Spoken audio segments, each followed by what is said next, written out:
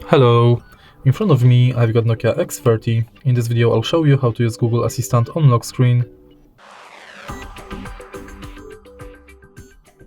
In the beginning, let's enter Google app, go to menu and enter settings.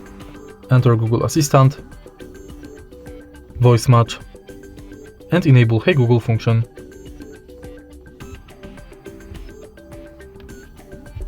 Now let's try it out.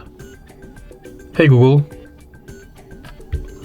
Now we are sure it's working, let's go back and enter lock screen. Also make sure that this function is enabled.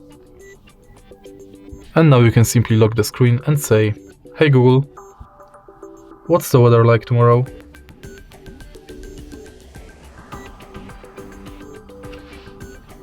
It'll be rainy with a high of 39 and a low of 34. And that's it. If you find this video helpful, please leave like, comment and subscribe.